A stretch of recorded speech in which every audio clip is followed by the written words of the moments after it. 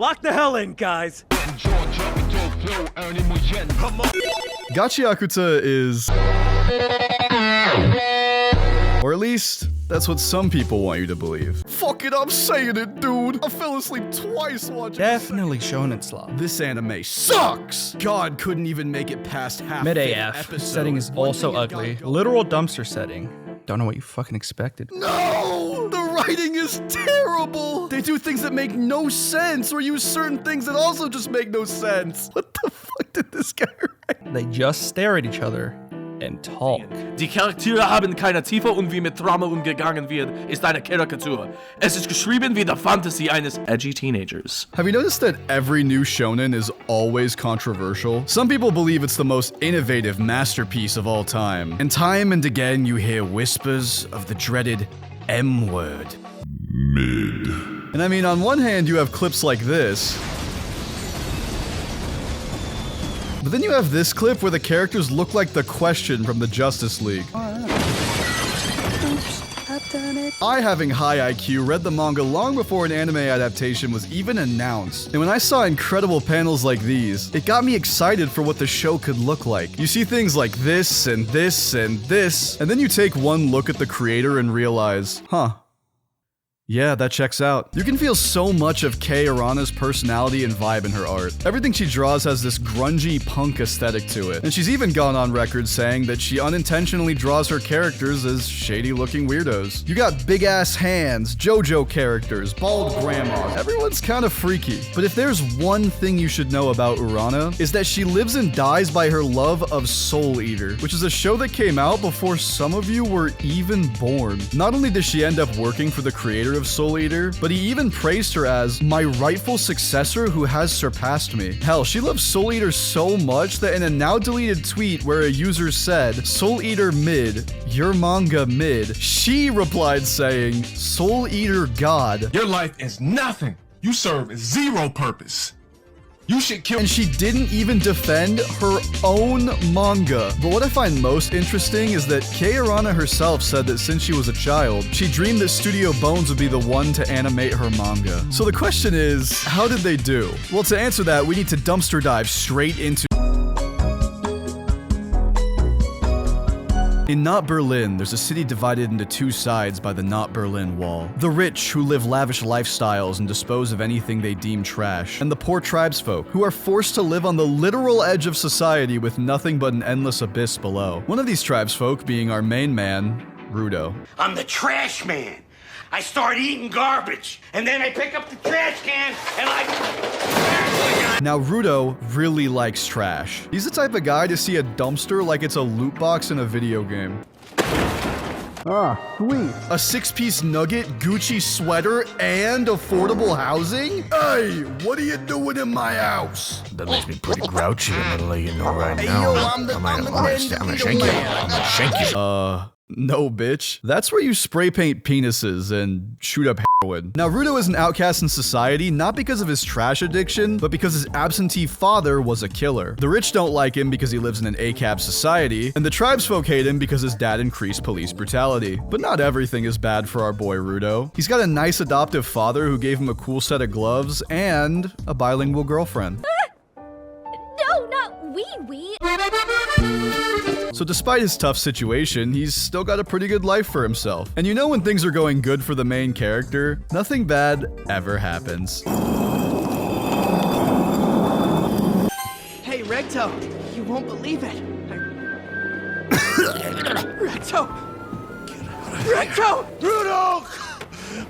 I come to make an announcement. Shadow the Hedgehog's a bitch-ass motherfucker. He pissed on my fucking wife. That's right. He took his hedgehog fucking Chloe's dick out and The police arrive and all the evidence points towards Rudo being the killer. And there's no Phoenix Wright for broke bitches, so he's sentenced to death. No one believes in his innocence as he begs and pleads. But luckily, there's one person who can vouch for him. Someone who knows he would never do this. The girl he has a crush on. Chiwa. But Chiwa is an I can fix him type girl until she sees him about to get executed and goes, wait, everyone thinks this guy is a killer? I say let it die. Let it die, let it die. Let it shrivel up and come on, who's with me, huh? Let it die, let it die. You know what?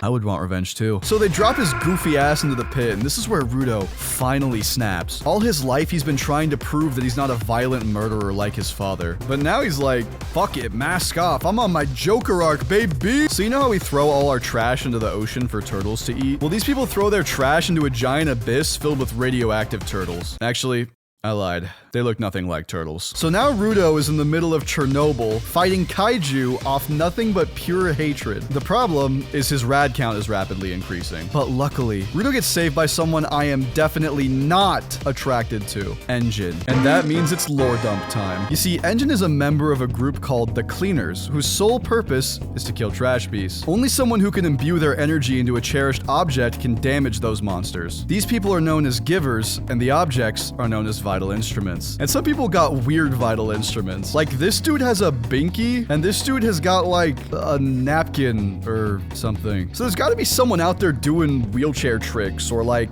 playing Bop It. Rudo is special because he has the ability to turn multiple objects into vital instruments. An Engine needs talent like that to work for the Cleaners. Rudo's like, okay, but only for a little bit, because I need to go home and murder everyone who accused me of being a murderer. Wait, what?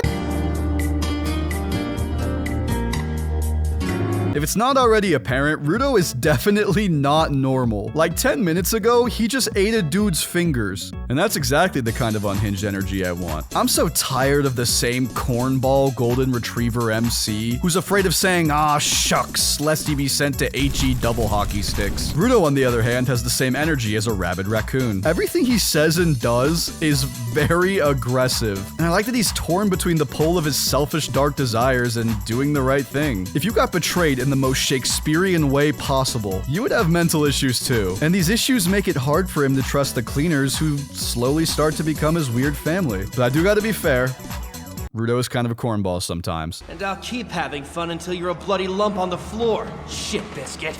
Dude, shit biscuit's mad weak. For the middle chunk of this show, nothing about Rudo really stands out. He's just your typical shonen guy, but a little more angy. Until we get to episode 12, Something Like a Curse, where things get very dark very fast. Our main characters end up in this tower where they meet this girl, Amo. She acts childish, talks in third person, and is clearly mentally unstable. And of course, the smallest action from the crew causes her to freak out and start attacking them. She activates her ability that allows her to mind control her opponent using the smell of her foot fungus. Yeah, I know, it's kinda weird. Half the party turns against the other, which almost leads to them dying, if not for this rope guy. But this fight is actually not what's important. It's what happens after. The heroes have won, and they know that wearing gas masks prevents Amo's athlete's foot from working. So they make the decision to give Amo back her vital instrument. But she's still pissed at them for destroying her tower, even though the whole thing was her fault. Everyone's a little annoyed, but this sets Rudo off.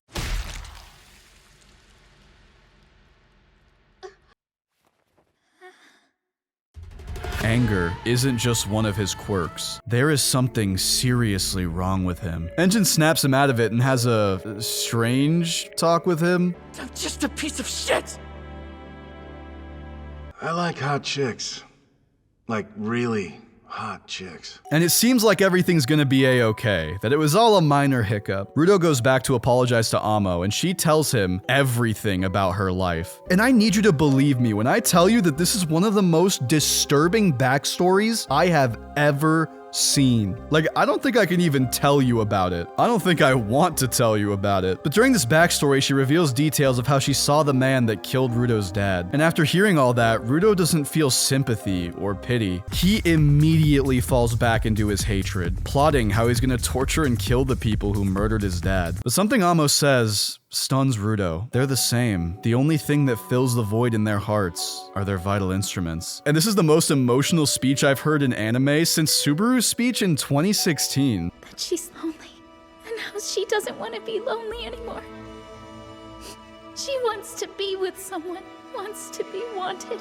I actually almost cried watching this. And that leads me to the point of all this. The biggest strength of this show is the characters. When I first met Amo, I fucking hated her. I despise the character archetype that acts innocent and childlike, but the creator puts them in an outfit like this. But in this case, everything makes sense. These are her only clothes because she was isolated in a tower by a disgusting freak. And she acts like a child to cope with the horrible things she's been through. Until Rudo and the gang shatter shatter that illusion. That's why I can't take people seriously when they say this show is bad. Every character has something unique to offer. One of my favorite characters in the show is Zonka. All his life he's worked his ass off to become as powerful as his talented peers, and this has given him a major inferiority complex. He grew up at like, ninja school? And when the time came for him to pick a weapon, he ended up choosing a stick because he thought the stick was far more powerful than anyone realized. But in reality, it was put with the other weapons by accident. The stick is a perfect representation of Zonka's deepest feelings, an ordinary fraud among those who are naturally meant to be the best. Then there's Rio, who's a bit of a mystery throughout the show, and also has the craziest build of all time. Nobody's saving you a plate just because this is your party. Bro, she looks like she's been wearing a corset since birth. That or she's been starving since the 16th century. There's a fight where you got Rio who uses scissors, and then this lady who has like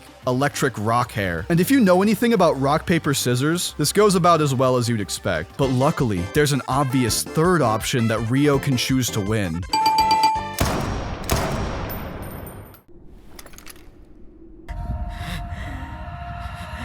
We are Charlie! And it's at this point you learn, hey, maybe this girl's a little crazy. But not as crazy as Jabber, who's just a delight to watch. Similar to your average Tokyo Ghoul PFP 14-year-old on Twitter, this guy is in love with pain. In a fight with Zonka, Jabber poisons him to the point that he hallucinates that he beat the poison. And then while Zonka rambles paralyzed on the ground, Jabber hits a fucking emote on him. I love that guy. So if the characters are good, why are people saying the show is mid? Well, that's because I've only talked about the good things in this show, but there are some things that really drag the show down. There's things I don't have time to go in depth on. The sound design team popped off. Like in this scene, you can hear a Geiger counter in the background. The soundtrack is also fantastic, and I love that they got my man, Lotus Juice, who you probably know from Back with another milkshake. But it feels like everything else that's good in this show has a caveat. Like, I want to say the world building's really good. The pit feels revolting and apocalyptic. The red trash desert has this colorful pixie dust effect that makes it seem more mystical. I think it's really impressive how Urana makes a world of trash look like a beautiful destination. The paint village is one of the most interesting locations I've seen in any anime. The concept of a city that is entirely painted in graffiti is so interesting, but it feels like we spend too much time there for basically no other reason than it's a neat concept. The only thing that happens is that this guy who we saw consensually vandalize the Cleaners HQ dies. And then the gang gets like protection tattoos that are important for later. And my problem isn't with the ideas, it's with the pacing. I felt like the manga was a bit slower paced than most modern shonen, but I didn't mind because the thing is, reading manga is a lot faster than watching anime. To explain my point, everything that is good and bad about this show is in this